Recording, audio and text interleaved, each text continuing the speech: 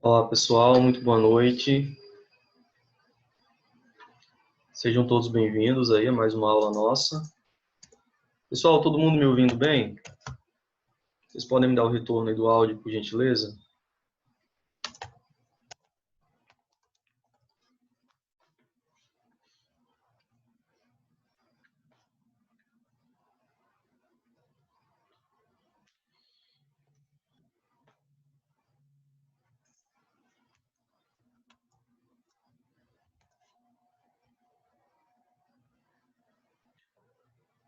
Obrigado, César, Agnaldo, Ronivaldo, obrigado pelo retorno, tá, pessoal?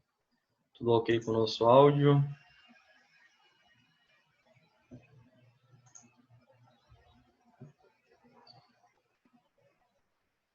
Boa noite, Gui, Ramon, boa noite, Rocha, Dori Edson, boa noite a todos.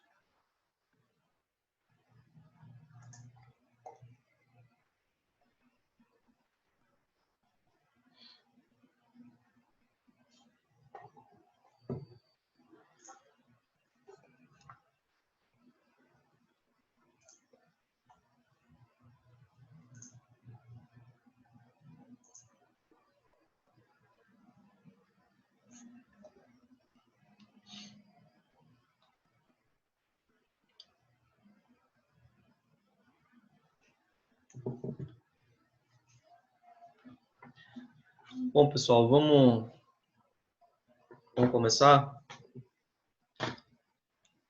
Mais um minutinho aí para o restante da turma acessar o link e a gente começa, tá bom? Viram lá o link que eu disponibilizei para vocês com o material da aula passada, exercício de fixação. Todo mundo conseguiu acessar aí, pessoal? Fizeram os exercícios, todos vocês? Sim ou não? Eduardo fez aí, ó. Recebi algumas mensagens, tá?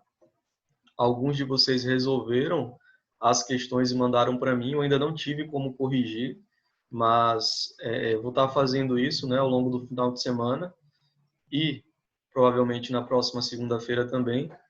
Então, quando vocês finalizarem e se quiserem, tá, pessoal, mandar para mim para eu dar uma olhada, corrigir, passar um feedback para vocês, fiquem à vontade, né? Como eu falei para vocês, não é obrigatório, tá?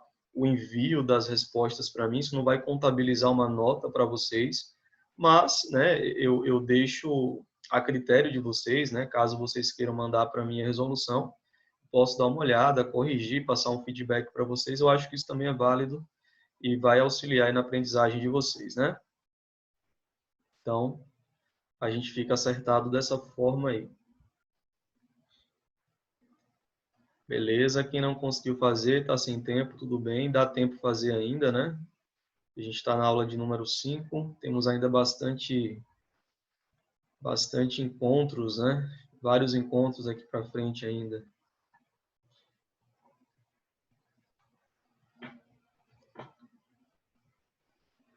Beleza, Paulo, que bom que você conseguiu resolver.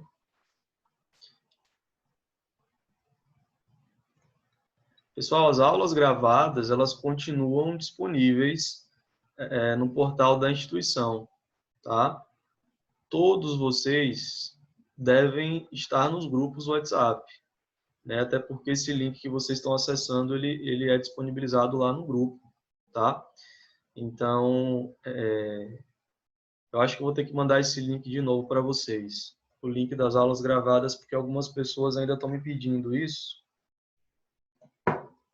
Acho que eu vou pegar já ele aqui, inclusive, já vou disponibilizar para vocês, tá? Opa, não precisa, né? Pessoal, o Gui Marques, ele está compartilhando aí com vocês, né, o link do portal da instituição, que é exatamente o link que vocês precisam acessar para assistir as aulas gravadas, tá?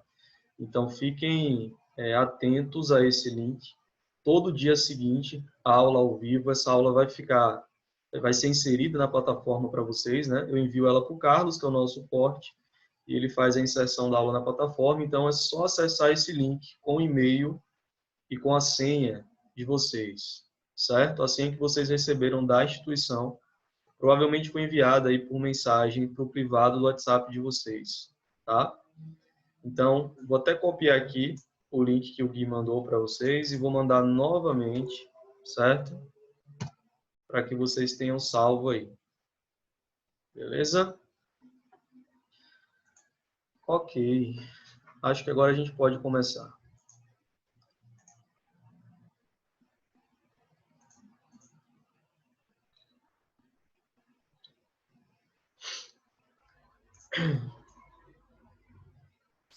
Vamos lá então, pessoal. Muito boa noite a todos mais uma vez, né? O pessoal que está chegando agora aí, sejam todos muito bem-vindos.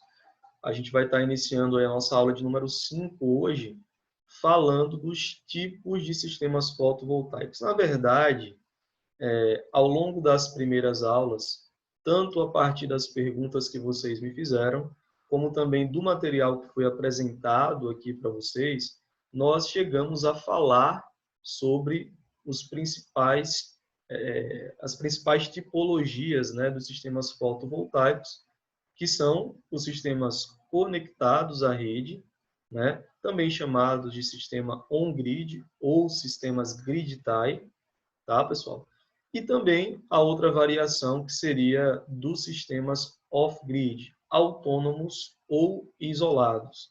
São aqueles sistemas que não têm conexão com a rede da concessionária, tá?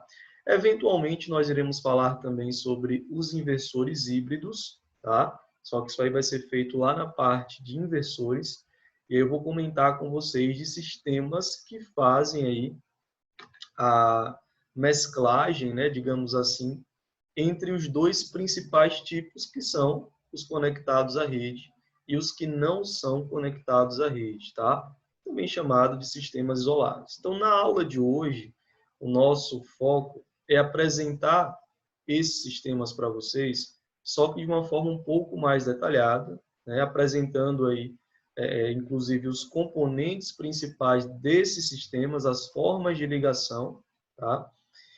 Para que eu consiga hoje sanar com vocês todas as dúvidas com relação a esses dois tipos principais, né, digamos assim, de sistemas fotovoltaicos. Eu já adianto para vocês, isso aí eu falo com total tranquilidade, que cerca de 90 vou até botar um pouquinho mais, né?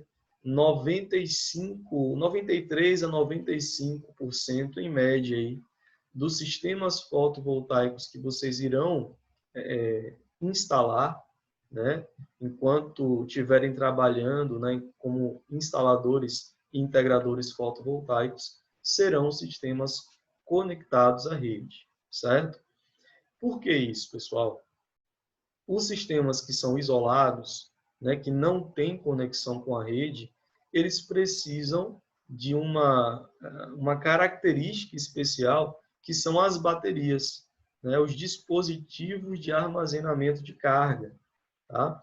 O que acontece é que essas baterias, além delas terem uma vida útil reduzida, tá? Uma vida útil que não é comparável com a vida útil dos outros componentes do sistema, e na verdade não ela, né, porque não é só uma bateria, mas as baterias que vão compor o banco de baterias do sistema off-grid, né, vai ter um custo de investimento inicial muito elevado, né, de forma que, como você tem um componente ou alguns componentes com custo elevado e vida útil curta, você acaba não tendo uma viabilidade econômica na instalação desses sistemas, né? É como se você fizesse um investimento inicial e antes que você conseguisse fazer com que o seu sistema se pagasse, né, com um retorno de economia de consumo de energia que ele resultar,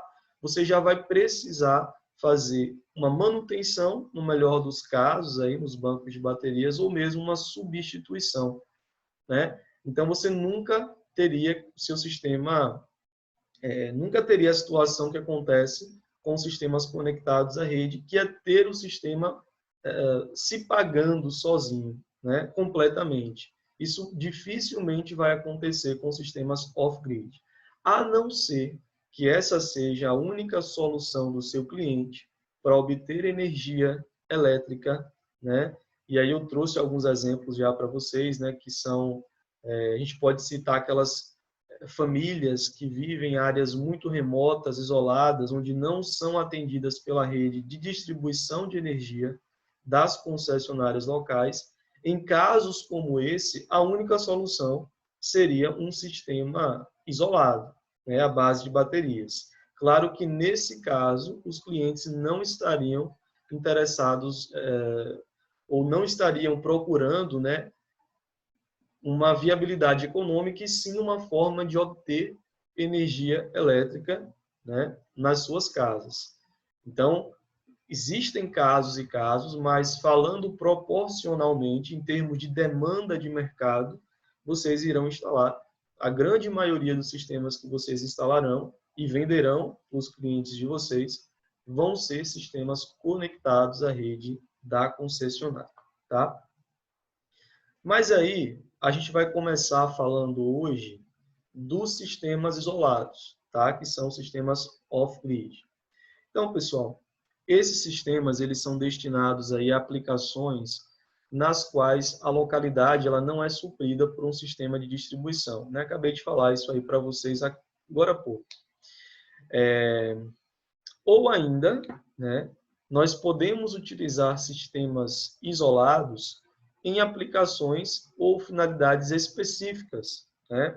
Mesmo que nós estejamos aí numa área que é atendida pela rede da concessionária, ainda assim nós podemos ter sistemas isolados alimentando algumas cargas, né, da nossa instalação, ou mesmo fazendo bombeamento de água, que é uma aplicação já mais restrita e mais específica ainda. Mas há essa possibilidade, tá? Nada impede que vocês façam isso.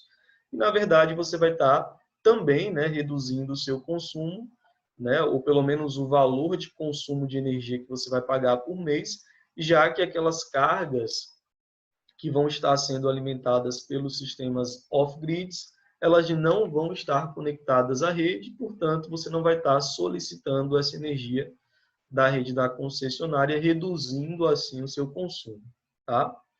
Como eu falei para vocês, esses sistemas, os autônomos, eles necessitam, né, de dispositivo de armazenamento, que são as baterias, não são conectados à rede elétrica, tá, pessoal? Não são conectados à rede elétrica e eles são utilizados, né, para alimentar dispositivos que funcionam em corrente contínua também, tá? Também.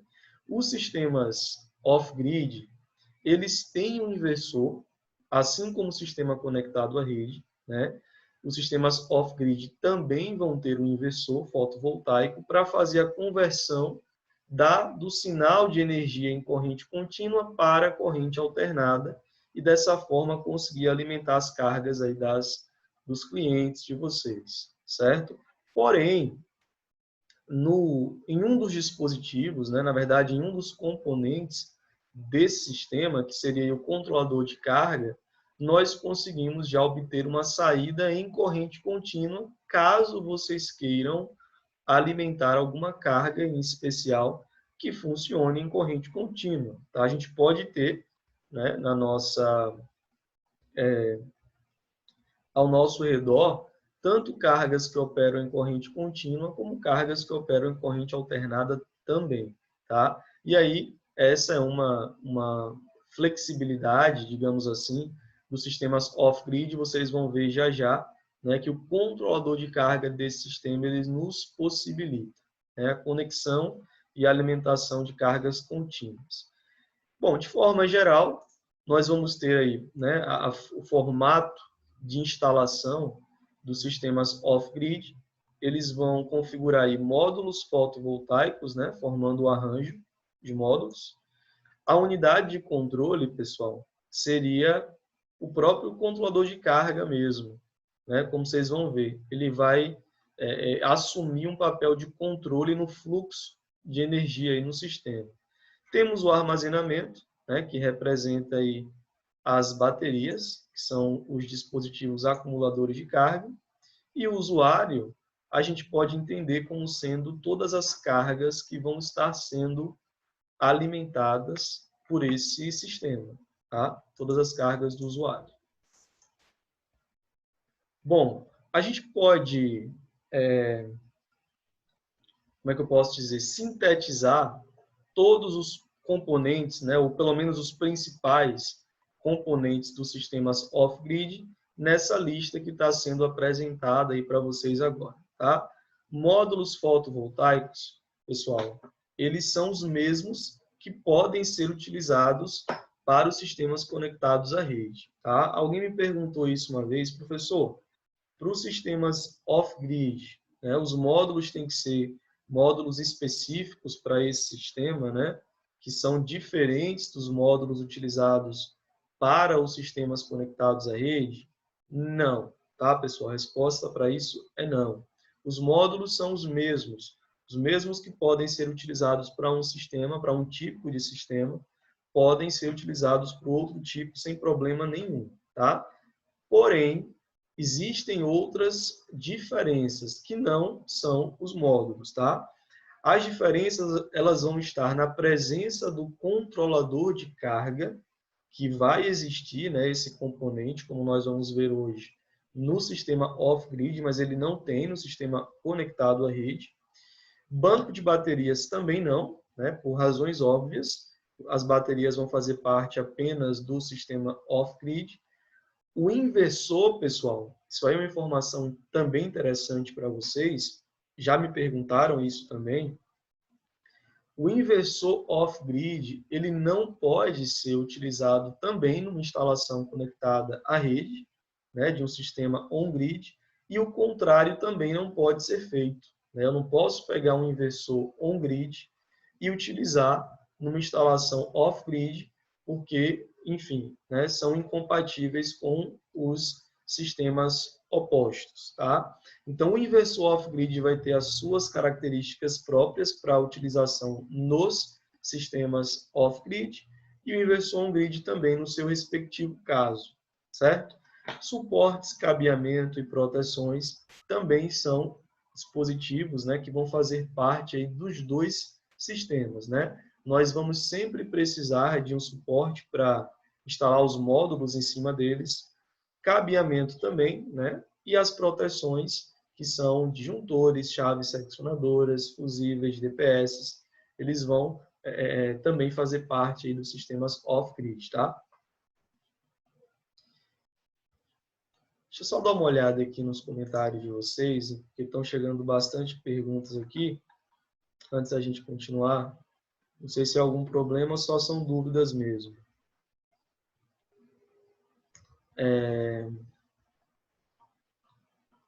Professor, chuveiro e ar-condicionado pode ser instalado no sistema fotovoltaico? Cara, poder até pode, contanto que você dimensione, certo, o seu banco de baterias e, obviamente, né, a quantidade de módulos fotovoltaicos para atender essa demanda das cargas do chuveiro e do ar-condicionado. Eu não vejo problema nenhum, certo? Lembrando, tá, pessoal, que a gente tem que sempre prezar pela proteção, certo? Como eu falei para vocês agora há pouco, reforço, os dispositivos de proteção é quem vão garantir, né, a segurança dos sistemas, tanto no caso do on-grid, como no caso do off-grid também, certo? Isso acaba também gerando, com toda certeza, a proteção para as cargas que vão estar sendo alimentadas por esse sistema. Mas em um sistema off-grid, você não precisa comunicar ninguém. Você faz o projeto e põe em casa e cancela a rede da concessionária.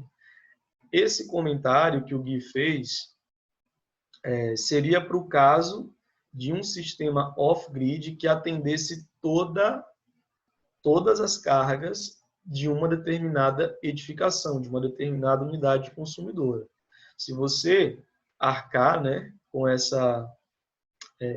esse investimento de você investir em um sistema que vai atender a todas as cargas da sua edificação, você pode solicitar o cancelamento, né, como ele falou aí da rede da concessionária, o desligamento da rede da concessionária. No entanto, pessoal, para você ter um sistema que atende toda uma casa, né, toda uma edificação, seja ela qual for, você vai precisar de uma quantidade significativa de baterias, né, para armazenar toda essa carga e manter uma autonomia de todas elas sendo alimentadas de dia e de noite. Então, isso é algo que vai custar muita grana, tá? Isso não vai ser, provavelmente não vai ser viável, não, certo?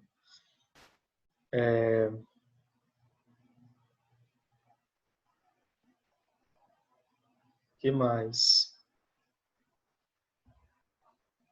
Vou procurando aqui as perguntas que eu ainda não respondi para vocês, tá, pessoal?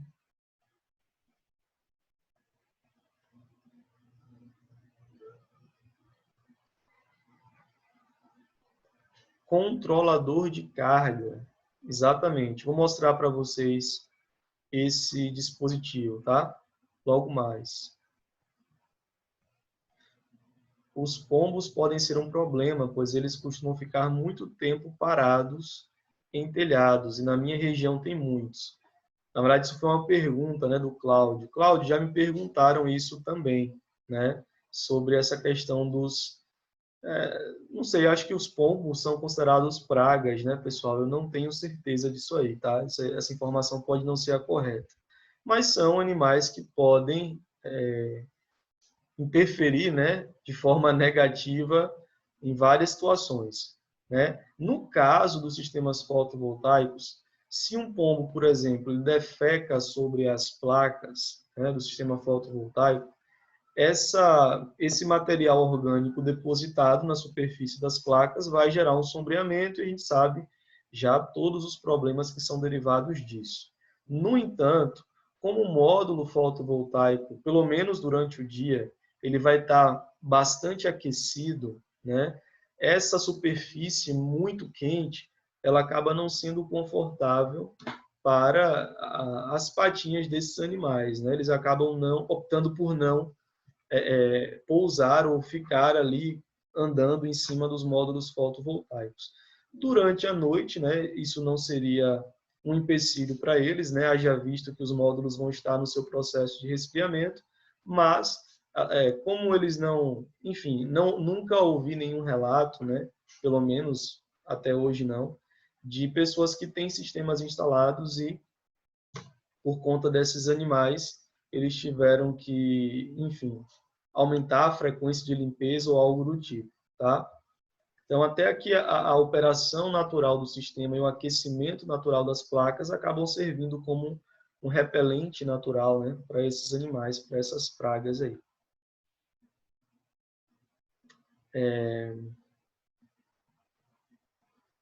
Pode usar uma bateria de carro no sistema off-grid.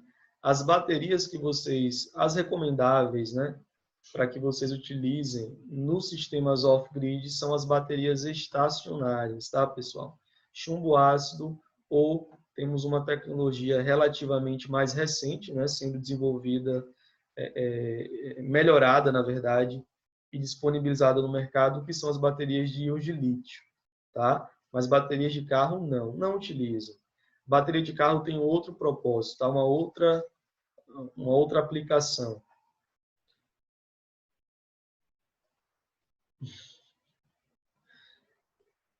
Tem como usar somente durante o dia, sem ter baterias, ou utilizar a rede da concessionária? Isso aí, Fabiano, que você descreveu, é o que o sistema on-grid faz, pessoal. O que o sistema conectado à rede ele faz? Durante o dia, o que você está gerando de energia, né, por parte aí dos módulos fotovoltaicos, vai estar sendo utilizado para alimentar as cargas da sua instalação. Né? Vamos lembrar que o sistema conectado à rede ele vai estar conectado, ele vai estar interligado com a rede da concessionária e, ao mesmo tempo, ele vai estar conectado com a instalação que alimenta as cargas da sua casa, por exemplo. Então, durante o dia, o sistema está gerando energia, essa energia está sendo injetada ali, né, nos circuitos da instalação e sendo redistribuída, né, nos circuitos para alimentar as cargas que estão funcionando. Tá? O excedente dessa energia, aquilo que você está gerando com o seu sistema, mas você não está consumindo, é injetado na rede da concessionária e, posteriormente, isso retorna para você no formato de créditos de energia. Vou até mostrar uma imagem para vocês aqui para poder deixar isso bem claro. Então, a pergunta foi, eu tenho como usar durante o dia sem ter baterias ou utilizar a rede da fornecedora? Durante o dia, você não precisa da rede da concessionária, né, que é o que eu estou falando, você vai estar gerando e alimentando as suas cargas, porém, durante a noite, né, você estaria, no caso do sistema conectado à rede, pegando emprestado a energia da concessionária para poder alimentar as suas cargas, já que à noite o sistema fotovoltaico não gera. Para você utilizar essa questão aí das baterias, seria o caso de você ter, né, durante a noite, por exemplo, seria o caso de você ter um sistema híbrido ou a associação entre um sistema conectado à rede e um sistema off-grid ao mesmo tempo. Só que, né, o sistema off-grid ele não estaria, creio eu, né, pensando numa viabilidade técnico-econômica, alimentando todas as cargas da sua instalação. Você pode separar para, durante a noite, ele alimentar somente um grupo pequeno de cargas essenciais ali, que você sabe que vai utilizar todos os dias, né, e não projetando o sistema para atender a todas as cargas, você vai economizar bastante no banco de baterias. Existem algumas soluções que podem ser pensadas para driblar essas situações, mas com muito cuidado sempre, tá, pessoal? Porque essas soluções que vocês perguntam, para mim, elas envolvem um custo, se não o dobro, mais do que isso, com relação ao custo que você teria com um simples sistema conectado à rede. Então, eu entendo como é que eu posso dizer, as ideias, né, que vão surgindo na cabeça de vocês, é excelente que apareçam, mas em termos práticos isso não é feito, tá? Depende muito, não vou nem dizer que não é feito, mas depende muito da aplicação, depende muito do que você quer alimentar com o sistema off-grid para saber se esse investimento realmente vai ser viável. Vocês vão ver que os clientes de vocês eles só vão se preocupar com a questão financeira, né? No final das contas é basicamente isso. A gente é que tem que entender da técnica, né, por trás da coisa, tentar passar isso para o cliente para deixar ele confortável com a instalação do sistema, mas no fundo, no final das contas, ele vai estar preocupado com quanto que ele vai ter que investir, em quanto tempo ele vai ter esse retorno, se ele vai ter esse retorno, né, e coisas voltadas para a parte financeira. Na prática é assim que funciona.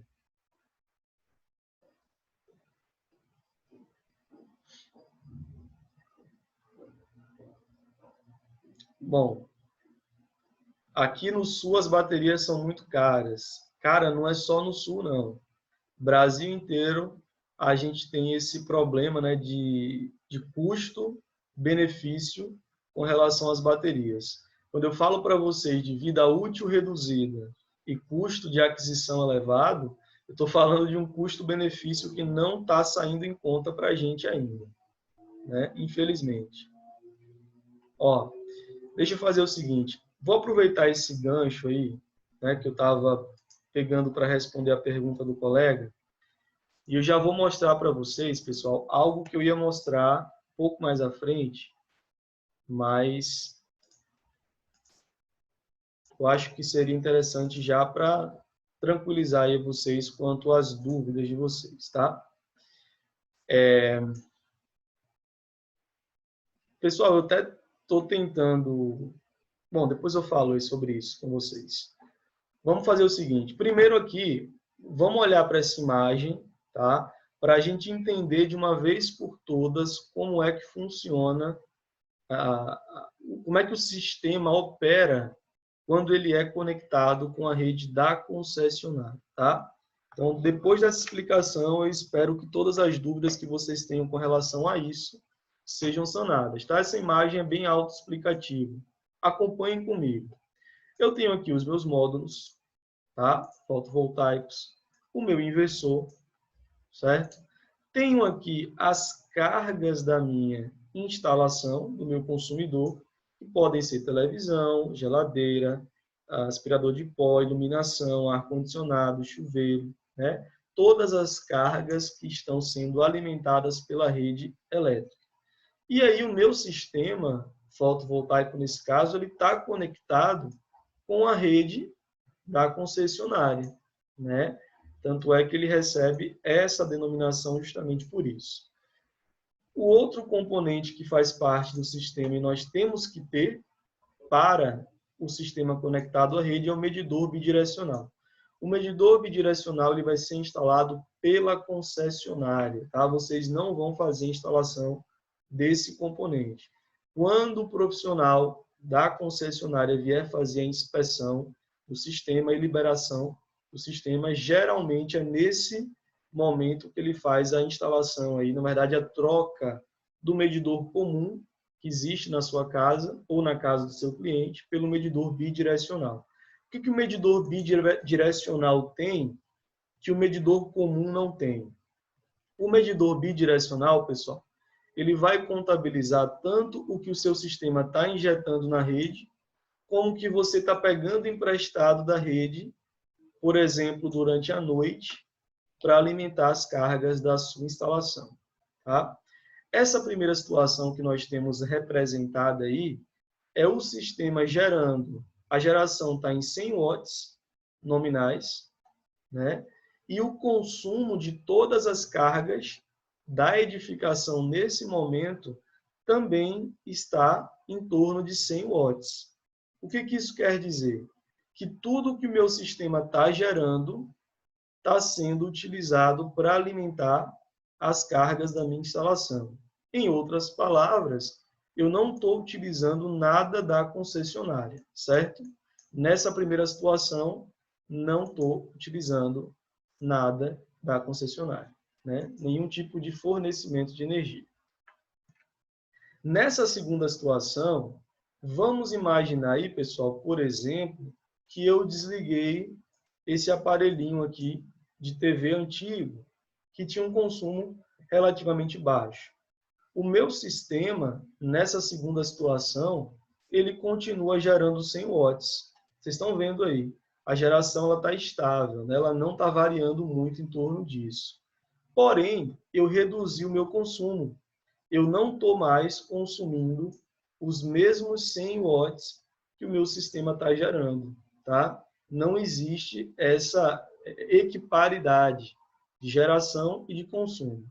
Portanto, vai existir aí um excedente de energia de 20 watts que vai estar sendo injetado na rede da concessionária. É isso o que o sistema conectado à rede faz.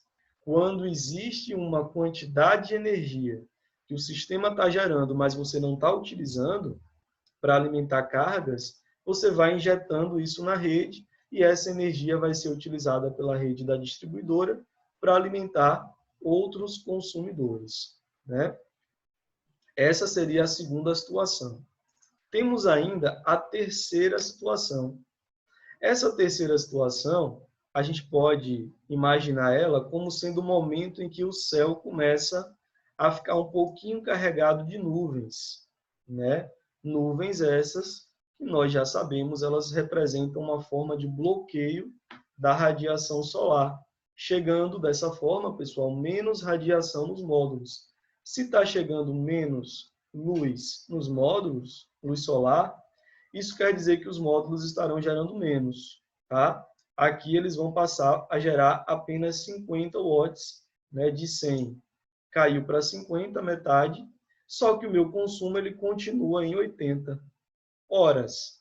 Como que eu estou consumindo uma quantidade, né, de energia maior do que o meu sistema está gerando?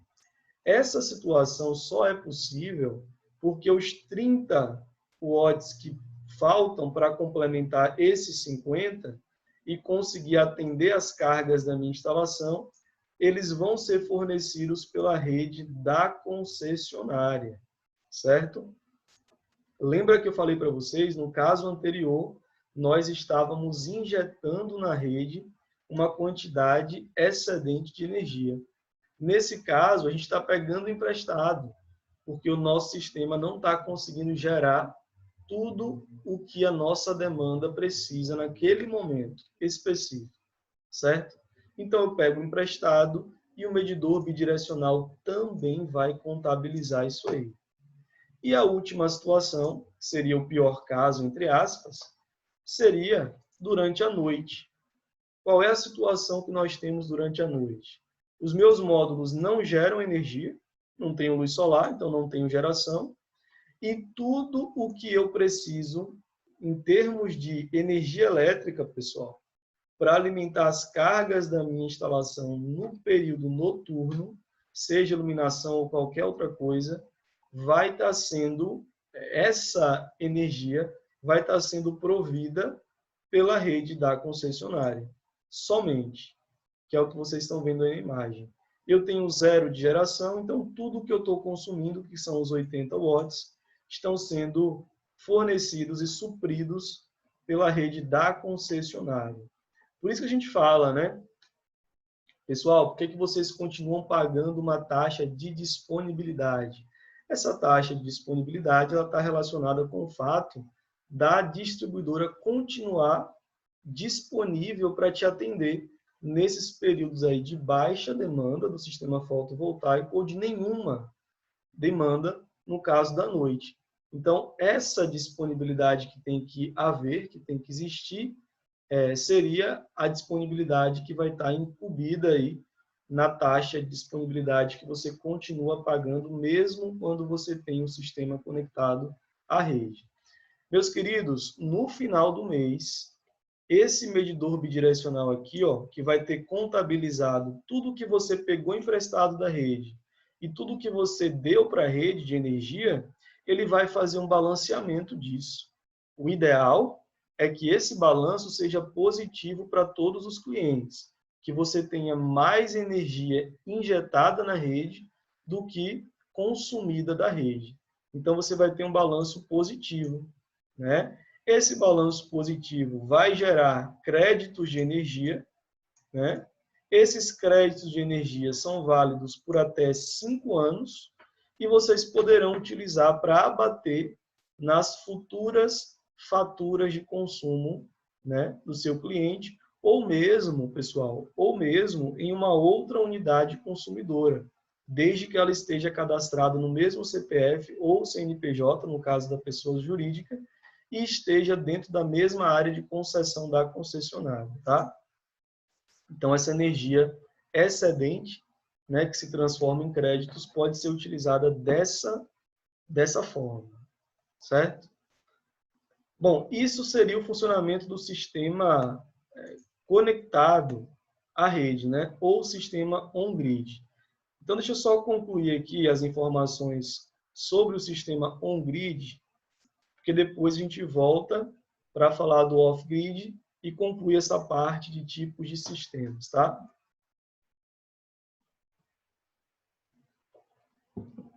Tem alguma novidade aqui? Eu acho que não, né? Bom, componentes, pessoal. Quais são os principais componentes do sistema conectado à rede? Falei para vocês, módulos fotovoltaicos, isso não muda, né? Inversor fotovoltaico, eles vão possuir também, mas é uma espécie de inversor específico para sistemas conectados à rede, não é o mesmo utilizado para os sistemas off-grid, tá? Suporte, cabeamento e proteções também são componentes que fazem parte desses sistemas. E, deixa eu ver se estou esquecendo de alguma coisa.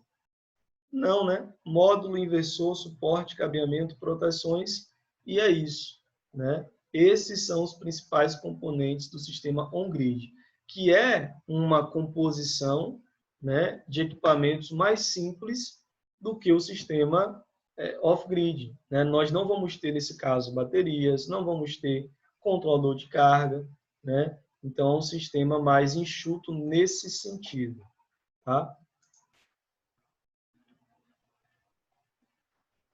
Pessoal, entenderam essa parte aí do como é que funciona, né, o sistema conectado à rede? Ficou claro para vocês?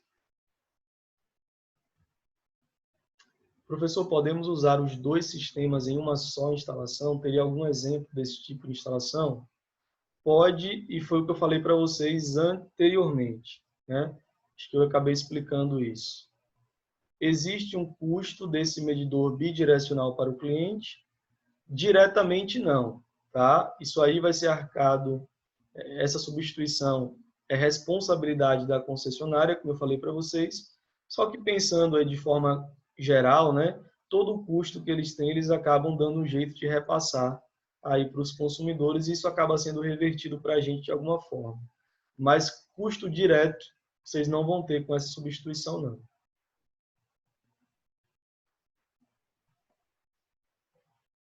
Ah,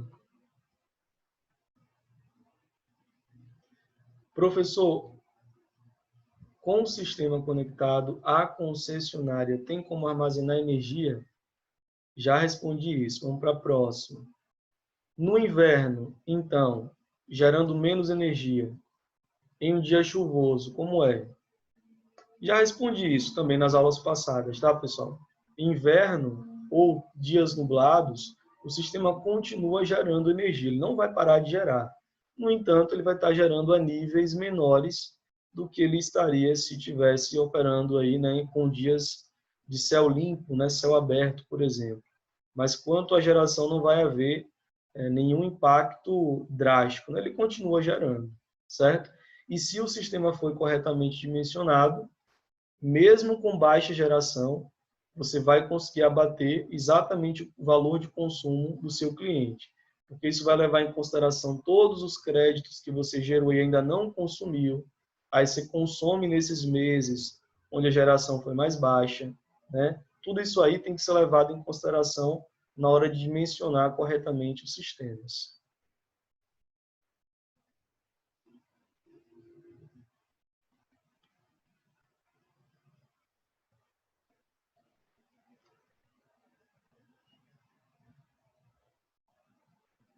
Esses créditos, caso não sejam usados, posso vendê-los? Não. Você pode utilizar em outra unidade, vender não. Soube que o que se usa da rede independente se empatou o que produzi e gastei, se paga ICMS. Depende muito. Depende do estado, depende se você gerou, se você consumiu mais do que gerou, se você gerou mais do que consumiu também, tá? Existe, inclusive, em alguns estados, isenção de ICMS. Pelo menos a maioria dos estados brasileiros tem isenção de ICMS aí sobre o consumo líquido, a injeção líquida de energia, na verdade. Acredito que só usar mesmo daqui a pouco, tu abre mais lojas. Beleza, ficou claro, né, pessoal? Estou vendo aqui as respostas de vocês. Tem diferença de monofásico para trifásico? Tem. Qual seria a diferença de monofásico para trifásico, né? Para aquelas edificações, aquelas instalações que são atendidas de forma monofásica, a taxa de disponibilidade que você vai pagar à concessionária vai ser menor do que os consumidores que são atendidos bifásica ou trifasicamente. Isso é uma diferença. A outra diferença vai ser que o inversor fotovoltaico ele vai ter que ter a sua saída compatível com a tensão da rede. Se for uma rede trifásica, você vai ter que utilizar um inversor com saída trifásica. Se for uma rede monofásica, vai utilizar um inversor com saída monofásica. Tá? Pessoal, são muitas perguntas que vocês mandam para mim, eu não consigo responder todas, mas algumas que eu não respondo é porque também são parecidas, né? Vocês perguntam a mesma coisa com palavras diferentes, então eu vou passando para a próxima. Como tem um volume de perguntas ainda assim muito grande, aquelas que eu não consigo responder na aula, eu peço para vocês mandarem para mim depois, pelo WhatsApp mesmo, né, se for o caso, e eu respondo para vocês. Mas para dar a aula e responder todos vocês aqui no momento da aula ao vivo, realmente não dá. Porque são muitas as perguntas. A maioria eu respondo, isso com certeza. Mas sempre fica uma ou outra aí pelo caminho, principalmente que está mandando aí esses textos grandes, não dá para ler, pessoal, agora. Né? Uma pergunta extensa dessa forma, não tenho como parar para ler. Tem que ser algo mais curto, tá? Mais direto. Me ajudem nesse sentido, por favor. Enquanto isso, vamos voltar lá para os sistemas off-grid e vamos falar sobre cada componente e algumas características interessantes. Bom, isso aqui é um sistema de bombeamento. Espera aí que deu algum erro aqui. Pronto. Isso aqui, pessoal, é um sistema de bombeamento solar. Existem, tá, sistemas autônomos, né, off-grid, desconectados da rede, também sem armazenamento de energia. Professor, como é que eu posso ter um sistema desconectado da rede sem armazenamento? Nesses casos, as aplicações são ainda mais restritas, são ainda menos aplicações possíveis que nós conseguimos fazer, né, com esses sistemas. Mas é possível, sim, nós termos sistemas desconectados da rede sem armazenamento, e o sistema de bombeamento de água, pessoal, bombeamento solar de água, é um exemplo desses, né? O que é que o sistema de bombeamento faz? Ele vai, né, alimentar uma bomba submersa que vai fazer o bombeamento da água de um poço artesiano, por exemplo, para um reservatório de água. É um sistema extremamente simples, né, que vai ter como componentes aí apenas módulos fotovoltaicos, o controlador, né, para controlar aí a carga. Nesse caso não vai ter baterias, né, mas esse controlador aqui, ele vai estar controlando a tensão de alimentação da bomba, né, para não ficar algo muito oscilante e essa bomba vir a queimar. O controlador ele faz essa estabilização da alimentação da bomba. E aí, pessoal, essa bomba já está fazendo bombeamento da água aqui para o reservatório. É um sistema bem simples, né? Sistema fotovoltaico bem simples, com menos componentes e muito utilizado em várias regiões do Brasil e mundo afora também. Aqui na direita nós temos uma imagem real, tá, desse sistema, mostrando aí os módulos, o controlador aqui. A bomba, obviamente, está submersa, né? Então a gente não consegue ver. Uma observação importante aí sobre esse sistema, como nós não temos aí um inversor off-grid para converter o sinal de corrente contínua para alternada, essa bomba ela precisa ser uma bomba que opera alimentada em corrente contínua. Certo, pessoal? Ela tem que ser uma bomba específica para essa finalidade, porque ela está sendo, de fato, alimentada por um sinal de energia CC, né? Diretamente gerado pelos módulos fotovoltaicos. A título de precificação, eu fiz algumas pesquisas nos anos anteriores, né, sobre dois sistemas que eu peguei de bombeamento solar, apenas para a gente ter como ilustrar, né? E esses sistemas, né, esses kits de bombeamento, eles trazem, né, um valor que eu não costumaria dizer que é caro para a aplicação duradoura como vai ser, né? Mas eles têm os seus valores aí. Esse sistema aqui, pessoal, que eu cotei tanto 2017, 18, 19, é um sistema de bombeamento solar, tá? Como vocês estão vendo aí. Vem com a bomba e com um módulo fotovoltaico. Ele serve para fazer um bombeamento de até 2.115 litros de água por dia, desde que você instale essa bomba numa altura de até 14 metros, tá? Então, é basicamente uma bomba, um painel e o controlador de carga, né? Que seria, na verdade, o controlador da bomba.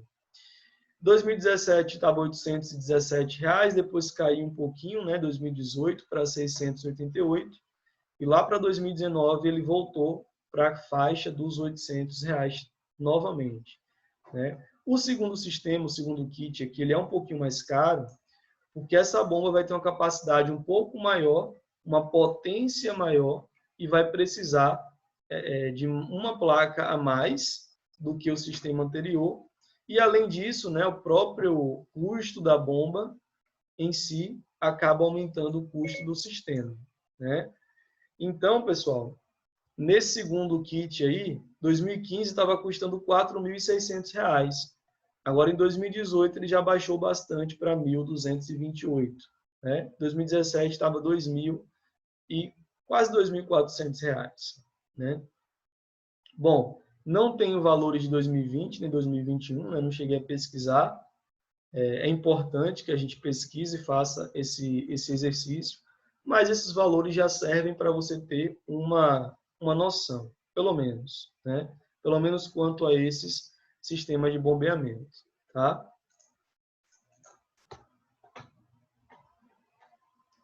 Bom, as baterias, né, falando agora dos sistemas autônomos com armazenamento, que são aqueles que vão requerer a presença das baterias, essas baterias vão ser utilizadas para armazenar a energia que está sendo gerada pelos módulos e vai permitir o consumo dessa energia nos momentos de baixa ou nenhuma radiação solar. Eu já falei para vocês hoje. Então, baterias automotivas descartadas, né, para utilização nos sistemas off-grid, e as estacionárias seriam as mais indicadas. Suportam descargas profundas. Você pode encontrar essas baterias com ou sem reposição de água, a vida útil variando de 3 a 5 anos e são as mais utilizadas aqui no Brasil, né? Então, as baterias, né, adequadas para a utilização nos sistemas fotovoltaicos, né, off-grid, são as baterias estacionárias e não as automotivas. Alguém tinha perguntado isso para mim, então estou reforçando aqui que não, vocês não devem fazer isso, né? O controlador de carga, pessoal, basicamente, ele vai controlar a carga e a descarga das baterias, né? Nunca deixando com que as baterias se descarreguem totalmente, né? Para justamente preservar e prolongar a vida útil delas. É isso também que o controlador de carga faz. Assim que ele identifica um determinado nível de carga das baterias, antes que ela chegue a zero, né, ele vai e desliga o sistema das cargas que estão sendo alimentadas momentaneamente, até que as baterias sejam carregadas uma vez mais, né, e aí possam ser utilizadas para alimentar as cargas. O controlador de carga volta a fazer a conexão, né, e aí a gente tem é um princípio mais de segurança mesmo, né, para prolongar também a vida útil dessas baterias. Temperatura, quanto maior a temperatura das baterias, menor tende a ser a sua vida útil também. Recomendações práticas. Quando vocês forem fazer a instalação do sistema off-grid, caso vocês se peguem, né, nessa necessidade, saibam que as baterias precisam ficar armazenadas em um local bem ventilado e protegido contra as intempéries climáticas, né? A proteção contra as intempéries é para não gerar nenhum tipo de problema, né, de danos às baterias, por conta de chuva, sol intenso, etc. Né? E o prolongamento da vida útil é porque você vai ter um resfriamento dessas baterias, né? Um local bem ventilado, bem refrigerado, vai fazer com que essas baterias troquem calor com o meio e elas se mantenham numa temperatura saudável para a sua operação, tá?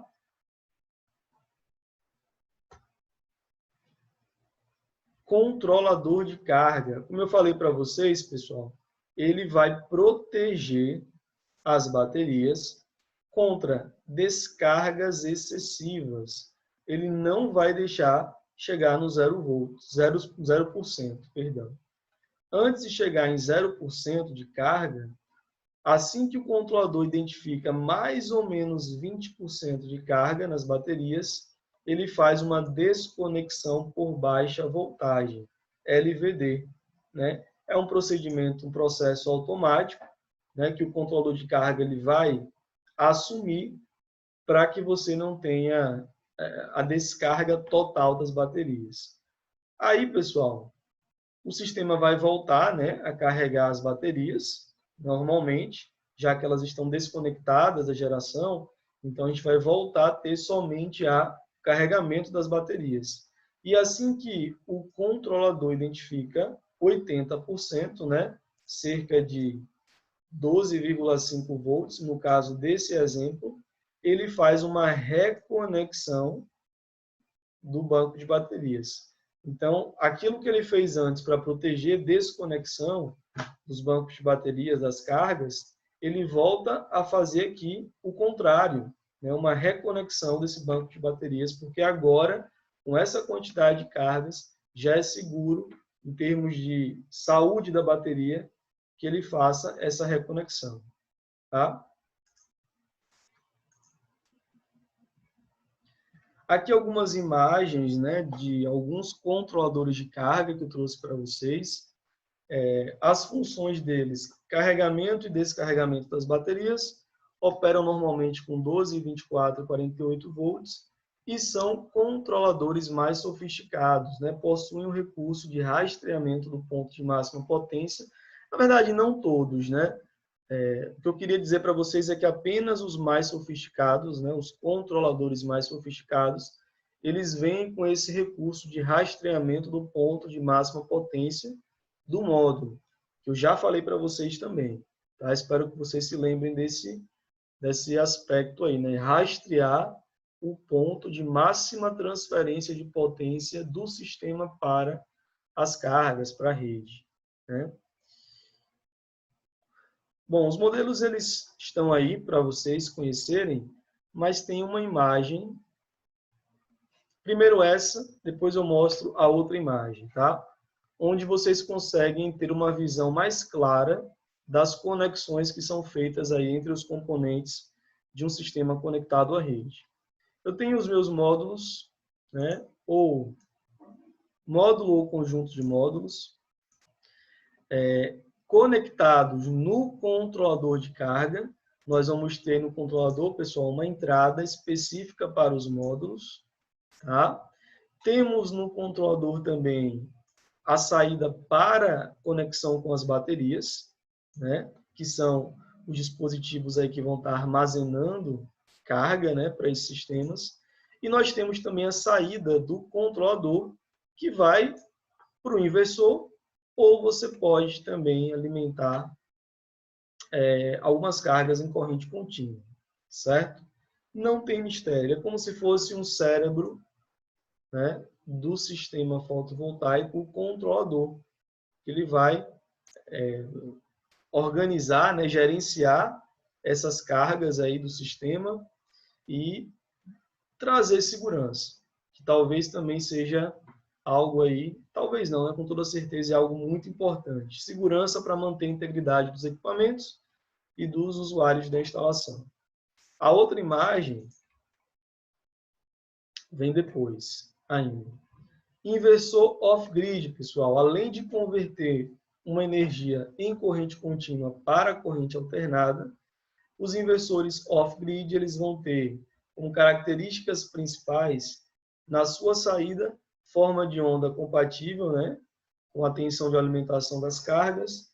Pode ter uma distorçãozinha harmônica, que seria um defeitozinho aí, né, propagado pelo inversor. Proteção de curto-circuito tem que ter, no mínimo, um fusível de proteção.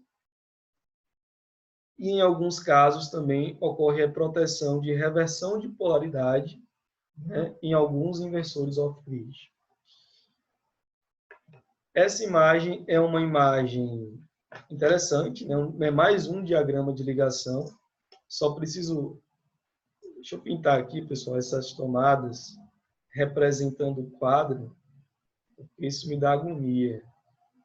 Tá? Bom, eu vou... Desconsiderem a moto, né, que passou agora aí.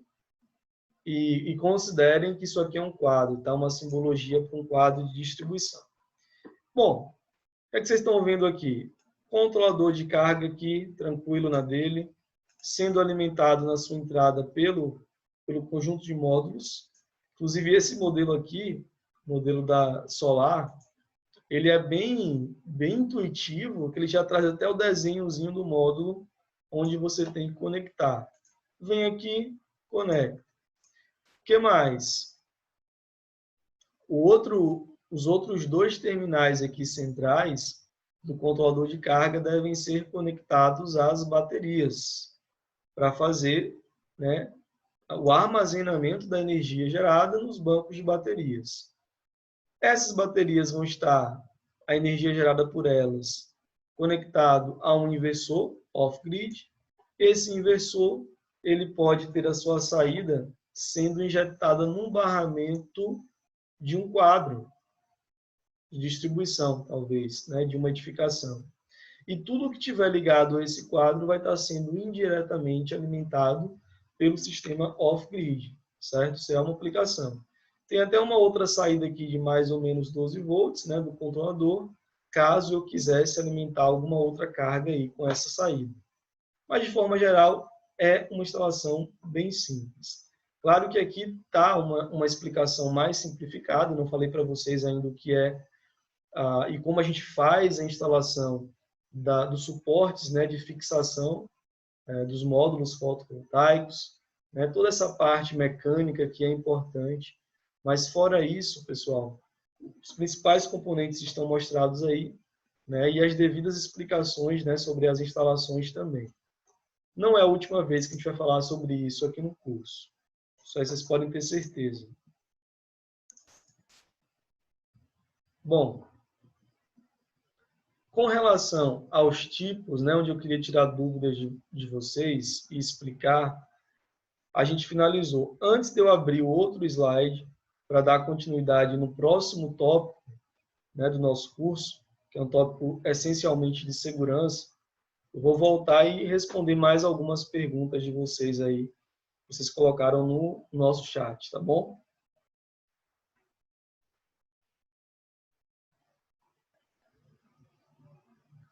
Professor, eu sou de Mato Grosso do Sul, e aqui, pelo que sei, não fazem instalação em unidades consumidoras monofásicas. Aí a concessionária pede para fazer aumento de carga. Na verdade, isso é uma pergunta do Lineker. Lineker, eu já ouvi esse nome só uma única vez, que era até o nome de um cantor aí, né? Famoso até ele. Será que é você, cantor? Pode ser, né?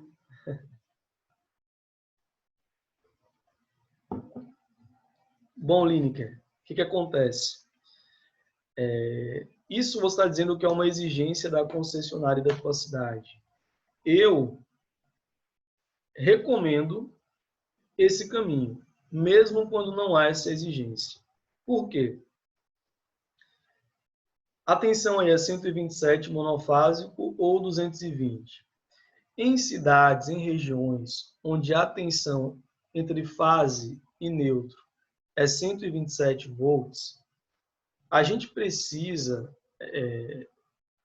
para instalar inversores fotovoltaicos de saída monofásica, ou a gente precisa ter uma região onde a tensão entre fase e neutro é 220, ou nesse primeiro caso do meu exemplo, na região onde entre fase e neutro é 127, vou precisar solicitar esse aumento de carga à concessionária para que eu faça uma mudança do meu atendimento monofásico para bifásico e consiga, utilizando o mesmo inversor, né, a conexão com as duas fases da rede, né, que seria a solução possível, né, para esse inversor instalado nessa localidade com esse nível de tensão, e dessa forma você trabalhar de maneira segura.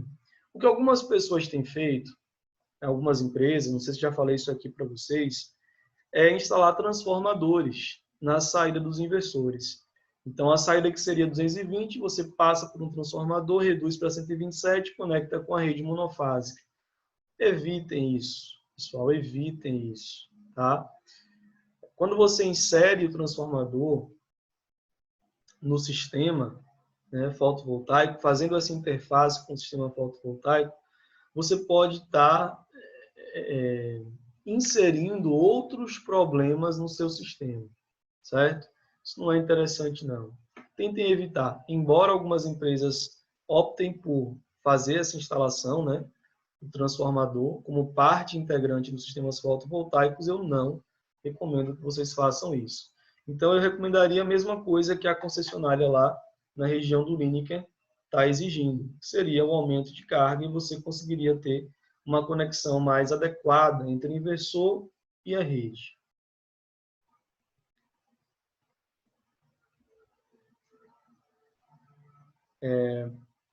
Tem como mostrar um passo a passo de uma instalação desse sistema?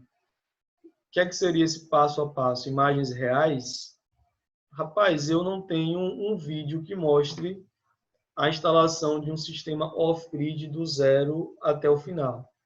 Mas o que a gente vai ver é um passo a passo para a instalação de sistemas conectados à rede, né? Mostrei já algumas imagens para vocês, algumas fotos na aula passada, e aí tem algumas outras imagens e vídeos mostrando esse passo a passo dos sistemas conectados à rede, mas do off-grid eu não tenho não.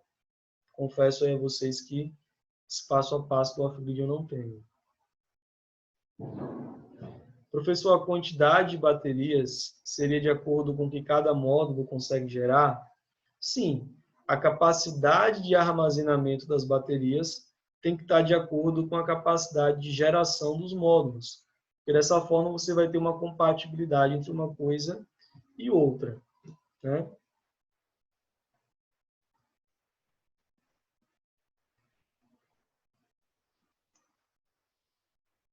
Lineker UFC. Boa noite. Nos será disponibilizada uma planilha para cálculos? Sim. Eu comentei com vocês, acho que na aula de apresentação inicial, né, e na primeira aula do conteúdo também, que eu faria um envio para vocês de uma planilha automatizada que a gente elaborou, onde vocês vão ter todos os cálculos. Uma coisa andou explodindo por aqui. E nessa planilha, pessoal, vocês vão ter todos os cálculos feitos de forma automatizada. Você vai colocar alguns dados de entrada nessa planilha, que ela precisa, né, para poder calcular e dimensionar o sistema, e ela faz todo o trabalho automaticamente, né? Se eu sou eletricista, eu sou engenheiro eletricista. A saída do inversor que alimenta a casa tem que ser antes do quadro do disjuntor ou pode ser em qualquer parte da rede? O interessante, Ayrton, é que você, na saída do inversor, tenha um quadro de proteção específico para a saída do sistema fotovoltaico, e esse quadro vai conter disjuntor, DPS, os dispositivos mais usuais, né, que nós utilizamos para fazer a proteção das instalações CCA. Passou por esse quadro de proteção, você pode fazer a conexão do sistema com a rede em qualquer ponto de conexão da instalação. O mais recomendável é que você faça essa conexão no quadro mesmo, né, de distribuição da residência, se houver espaço para isso. Você pode até colocar um barramentozinho tipo pente e conectar um disjuntor que vai receber tão somente a saída do sistema fotovoltaico e automaticamente vai estar injetando ali naquele barramento que está conectado com a rede, né? Isso é uma forma de se fazer essa conexão e é a que eu mais gosto, confesso para vocês. Mas qualquer ponto da instalação que tenha conexão com a rede, você pode fazer essa conexão, desde que seja uma conexão feita corretamente, certo?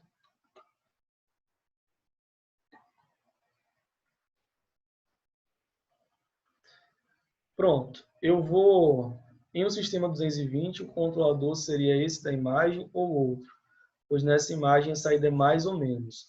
Essa pergunta do Thiago é uma pergunta interessante, muito interessante. Pessoal, por que eu tenho aqui no meu controlador de carga todos os terminais indicados com polaridade positivo e negativo, né? Por que será isso? A saída do meu controlador de carga, bom, a entrada a gente já sabe que é CC, é a energia que vem dos módulos, corrente contínua, portanto, positivo, positivo. Os terminais que alimentam as baterias, a bateria ela é carregada também com sinal de corrente contínua. Então, mais uma vez, positivo e negativo. A saída do meu controlador de carga, ela também tem que ser positivo e negativo, porque nessa saída nós vamos ter ainda um sinal em corrente contínua, tá? Não houve aqui no controlador nenhuma transformação de um sinal de um tipo, né, de uma natureza para outra. A única coisa que o controlador vai estar fazendo é gerenciar a carga das baterias, né? Como eu falei para vocês. Identifica lá os níveis mínimos, desconecta a bateria para proteger, continua carregando, depois conecta novamente e vai fazendo essa administração. A saída do meu controlador de carga é quem vai para o meu inversor, para a entrada do meu inversor. E lá no inversor, naturalmente, ela vai ser convertida para corrente alternada, certo?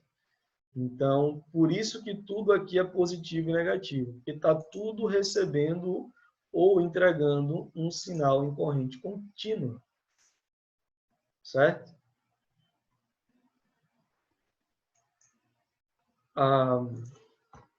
Que mais? Acho que desse material era só. Vou abrir aqui o outro PowerPoint para a gente poder dar seguimento aí com o restante da explicação prevista para hoje.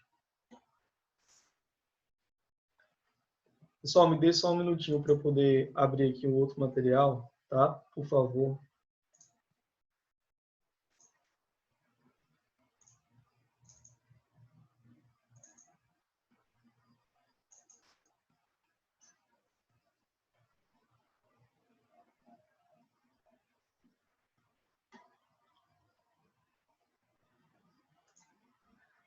Ó, uma coisa importante para vocês. Nessa primeira parte do nosso curso, né, nesse primeiro módulo, já estamos entrando no segundo módulo aqui, né, nessa próxima apresentação. Vocês estão sendo apresentados nesse momento para os aspectos mais gerais. Só que, ao mesmo tempo, a gente tem falado aí, né, das características do processo de instalação. Talvez vocês nem tenham percebido, mas já falamos de conexão de módulos. É simples? É, mas tem cuidados que devem ser tomados. Falamos hoje sobre os componentes dos sistemas off-grid e on-grid, né? Banco de baterias, controlador de carga, etc, etc. E já trouxe para vocês alguns insights de conexão. E assim, pessoal, na prática, em termos de montagem, não há mistério, certo? O trabalho prático que vocês vão ter enquanto instaladores para montar o sistema é um trabalho realmente tranquilo em termos de... A gente pode pensar, inclusive, como se fosse um Lego, né? Onde você tem várias peças e vai encaixando uma na outra. Só que, né? E aí está a diferença entre um bom instalador e um instalador que faz simplesmente uma repetição sem entender muito bem o que está fazendo, né? E a diferença está em vocês entenderem quais são os riscos de cada processo, de cada etapa desse processo, as boas práticas de instalação e montagem, né? A gente vai falar nesse módulo aqui, inclusive, de motivos de falhas nos sistemas fotovoltaicos. Todo esse processo que a gente comentou, né, que envolve a instalação do sistema, pode trazer algumas falhas, alguns erros, né? Algumas coisas que são prejudiciais aos equipamentos, né, ao funcionamento do sistema e podem também, inclusive, gerar acidentes para os usuários da instalação. Então, como que a gente pode evitar isso? Identificar e evitar, né? Tudo isso aí que vai surgindo daqui para frente, agora até o final do curso, são os pormenores. É onde está, na minha opinião, o X da questão e que vai fazer vocês terem um posicionamento, uma visão crítica da coisa, né? Quando você faz uma coisa por fazer, sem entender o que está fazendo de fato, uma hora ou outra você vai cometer alguma besteira, às vezes até grosseira, e isso pode ser crucial e até para a sua carreira profissional, tá? Então, por que eu estou falando sobre isso aqui agora? Porque vocês já devem ter percebido nesse momento que, em termos de instalação, é muito prático. né, é muito simples. Mas os cuidados que a gente tem que ter, esses sim merecem atenção especial, porque é onde mora o perigo, tá? É onde está concentrado aí as estatísticas de acidentes, né? É onde está dentro desse item aí, né, desses cuidados, é onde nós vamos ter os prejuízos de ordem financeira, com queima de equipamentos, quando você não adota, né, os devidos cuidados, obviamente. Então, a diferença, ela vai aparecer muito mais para vocês daqui para frente, tá? Então, não subestimem, porque tem coisa importante realmente para a gente estar falando daqui para frente. Professor, os cabos têm alguma diferença ou encaixe de um para o outro? Ou mesmo alguma diferença de encaixe? Eu falei com vocês de conector MC4 na última aula, não falei não? Falei, né? Pronto. Então, essa pergunta eu vou pedir para quem fez dar uma assistida na aula passada, porque nós temos uma explicação detalhada sobre isso, mas tem diferença, tá? Obviamente tem diferença. Hoje, podemos fazer de off-grid com inversor e injetar na rede como se fosse on-grid? Não. Certo? O que eu falei para vocês. O inversor do sistema conectado à rede vai ser um. O inversor do sistema isolado é outro. A gente não pode fazer esse intercâmbio, tá, pessoal? São equipamentos diferentes. Beleza. Vamos para o segundo módulo, então.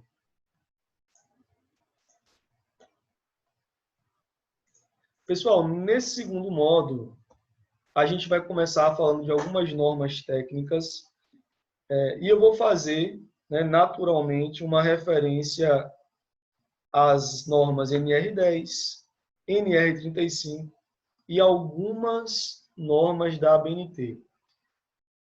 Dica, sugestão e conselho para vocês. Quem não fez o curso de NR10 ou de NR35, né, que foi, enfim, disponibilizado para vocês como um bônus, façam.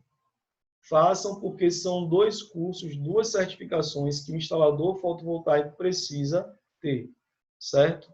Tanto uma certificação para trabalho em altura, que seria o caso da NR35, como uma certificação para trabalho em instalações energizadas, NR10. Aproveitem a oportunidade, tem prazo, certo, para vocês, tanto um como o outro, tanto de NR10 como de NR35. Então, aproveitem e façam esses cursos. Eles estão disponíveis na plataforma da instituição, a mesma que vocês acessam para assistirem as aulas gravadas, tá? Aqui eu trago algumas normas técnicas, certo? Onde vocês poderão consultar qualquer dúvida, basicamente, que vocês tenham futuramente, elas vão estar respondidas nesses documentos aqui, principalmente na norma 16690, atualizada em 2019. Se vocês quiserem anotar, eu acho válido que vocês anotem que essa norma seria uma espécie de norma-mãe para os sistemas fotovoltaicos, quaisquer eles que sejam. Off-grid, on-grid, não importa. Sistemas fotovoltaicos em geral, tudo o que você precisa saber, inclusive de forma adequada, condizente com diretrizes normativas, vocês encontram nessa norma aí. A 16274 também é interessante, né, para comissionamento. Ela vai ser referenciada bastante, pessoal, aqui no curso, na nossa última aula, quando eu vou falar para vocês de procedimentos de teste e comissionamento.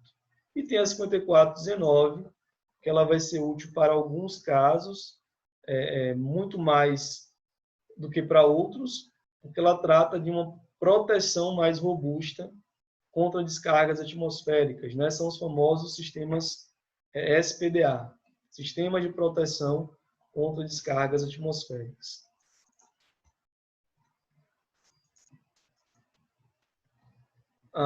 Antes de falar das resoluções da 482, eu quero falar para vocês, eu vou deixar para falar das resoluções na próxima aula. E aí eu vou pedir, deixa eu ver para quem que eu peço esse favor.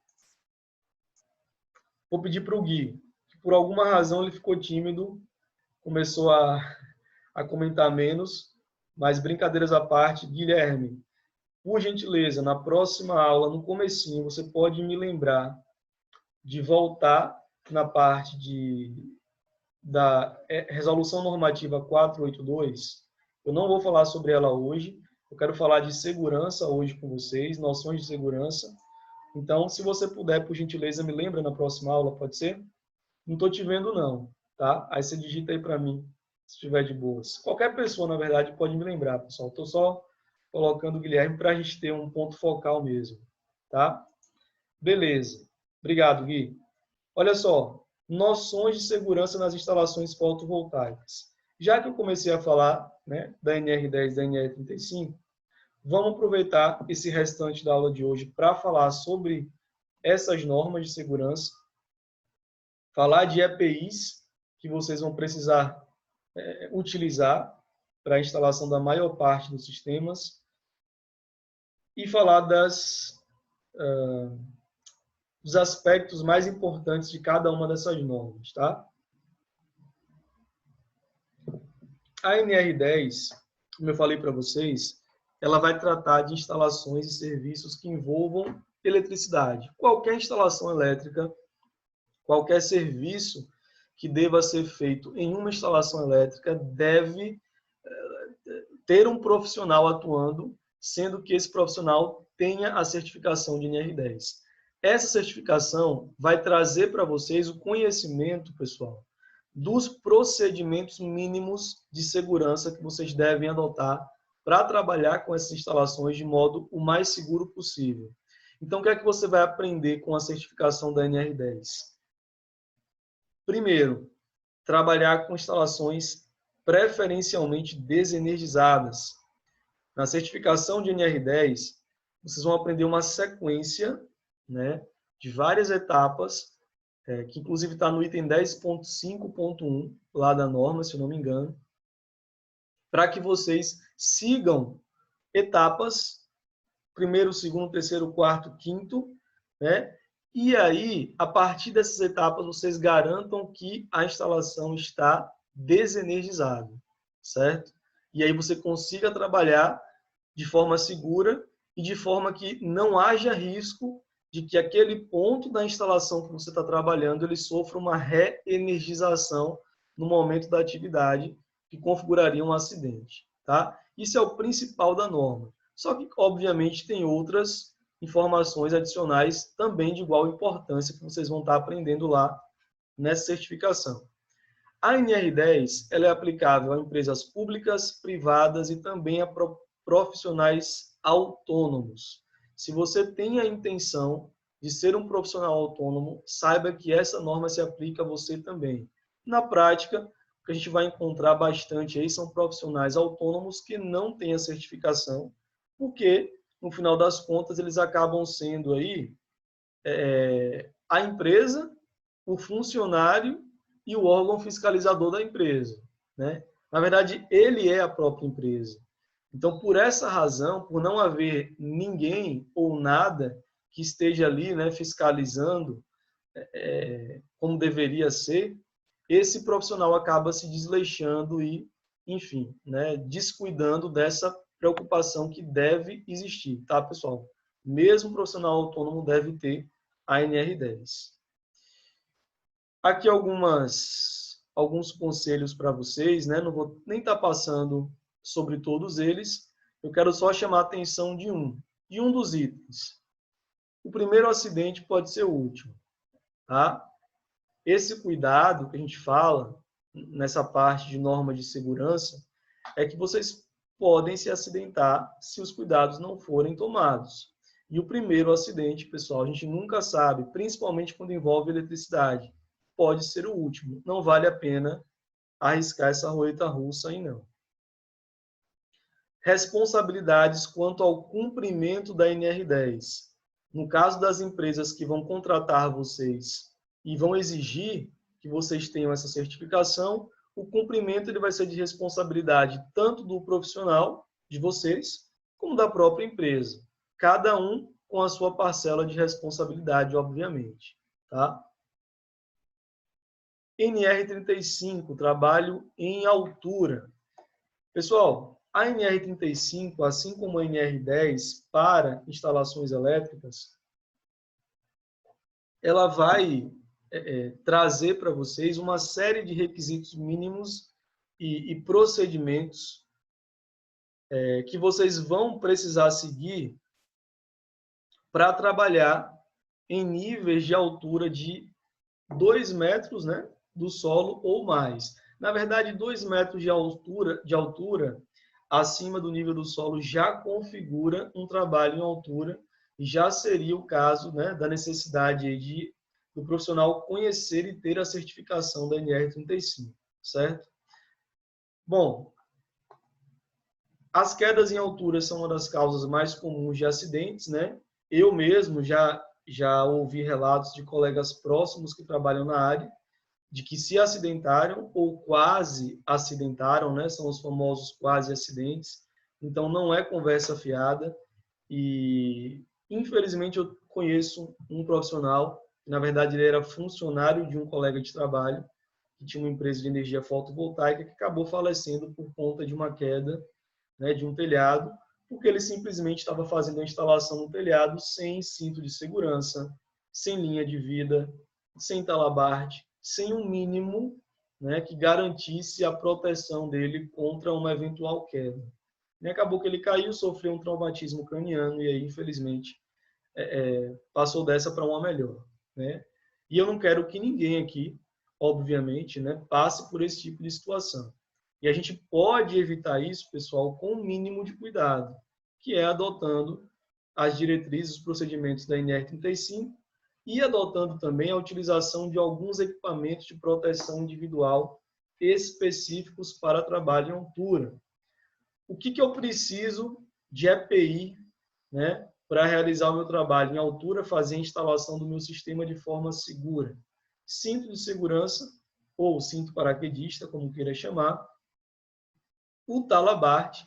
O talabarte ele vai ancorar o seu cinto paraquedista com um ponto de ancoragem firme e que seja capaz de sustentar o peso do seu corpo numa eventual queda. Ué, só um minutinho que tem alguns slides que não ficaram à mostra. Além do talabarte, pessoal, agora sim, o trava-quedas também pode ser uma solução, né? Inclusive o trava-quedas retrátil, eu acho que ele é a solução mais prática, né, para vocês, enquanto instaladores, porque vocês vão conseguir ter um grau de liberdade maior, né, no local de instalação, porque ele funciona basicamente como um cinto de segurança, o mesmo dispositivo, né, do cinto de segurança dos veículos automotivos. Se você puxa de vez, né, esse cinto, que seria, né, uma simulação de uma queda, ele vai travar, ele vai segurar, né, e aí você vai ficar ali pendurado, né, se a gente estiver pensando na queda, e não vai sofrer essa queda propriamente dita.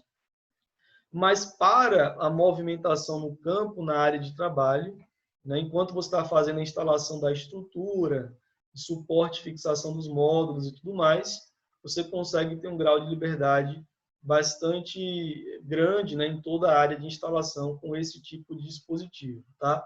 Ele também vai fazer a conexão do cinto com o ponto de ancoragem. A linha de vida é o que geralmente a gente indica como ponto de ancoragem, sendo que a linha de vida, a própria linha de vida vai estar ancorada, né, em 2 pontos aí do telhado. Vamos pegar o telhado como exemplo, tá? E aí vocês estão vendo aqui nessas imagens que o cinto paraquedista está conectado à linha de vida por esse trava-barte, eu estou misturando as coisas, por esse trava-quedas, e essa linha de vida, ela comporta toda a extensão do telhado. Se você vai utilizar todo ele para fazer a instalação do seu sistema, a linha de vida, obviamente, tem que ligar uma extremidade do telhado à outra. O estropo, ele pode ser utilizado para fazer o içamento de módulos, mas não é algo muito usado, não, né? Na prática, o pessoal, para fazer o içamento dos módulos para um nível de altura acima de 2 metros, eles utilizam cordas mesmo, né? Você pode estar içando módulo a módulo, utilizando cordas, ou, para o caso das empresas que têm um poder aquisitivo maior, tem alguns elevadorzinhos, né, motorizados, que você pode utilizar para fazer o içamento de forma mais rápida e de forma mais segura, mas é um equipamento relativamente caro, né? Nem toda empresa vai possuir. O que mais de equipamento? E temos os EPIs, né, pessoal? Não dá para não falar. Os EPIs, estávamos falando de EPIs, mas temos os EPIs mais comumente utilizados pelos profissionais da área que também se aplicam, né, a vocês enquanto instaladores. Capacete, óculos de proteção, protetor e abafador auricular quando houver uma exposição a ruídos excessivos. Máscara respiratória hoje em dia ainda é, pelo menos por enquanto, necessária, porque a gente está vivendo uma pandemia ainda. Cinto de segurança, já falei para vocês, luva de proteção, talabarte e os sapatos de segurança, que é o básico, né? As luvas de proteção seria interessante que fossem de material isolante, tá? Bom, dúvidas, pessoal? Vou tirar as dúvidas de vocês e vou estar encerrando a aula, tá? Eu, infelizmente, estou com uma emergência aqui. Mas era até aí que eu queria comentar com vocês hoje apenas a parte da Resolução Normativa 482, que eu não falei hoje, mas vou falar na próxima aula. Professor, para assinar projetos é necessário um engenheiro elétrico ou pode ser um engenheiro civil? Necessário que seja um engenheiro eletricista, tá, pessoal? Engenheiro elétrico não existe. Engenheiro eletricista. Ou pode ser um técnico em eletrotécnica também, a depender da demanda do sistema.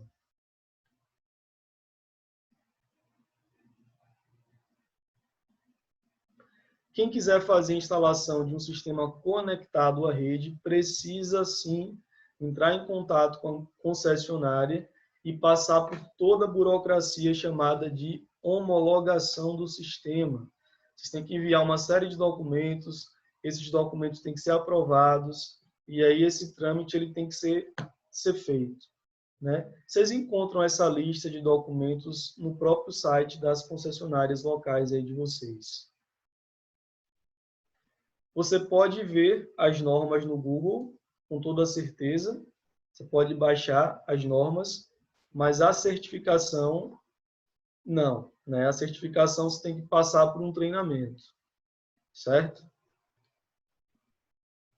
Desligamento e bloqueio, excelente. Desligamento das energias e bloqueio faz parte do item 10.5.1, que trata aí, né, de trabalho em instalações desenergizadas, garantia de que aquele ponto que você vai estar trabalhando vai estar totalmente desenergizado, impedido de ser reenergizado no momento da execução da atividade. Tags também faz parte, né, sinalização. Jocely comentou muito bem aí.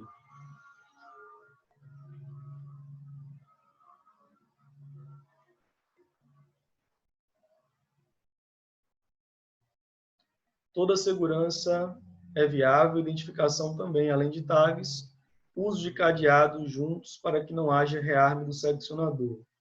Exatamente. Pessoal, mais alguma pergunta?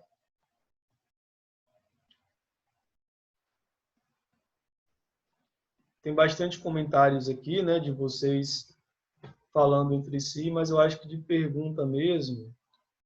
Técnico em eletrônica, eu acho que não pode assinar não, viu? Tem que dar uma olhada, mas para sistema solar eu acho que tem que ser o técnico em eletrotécnica mesmo.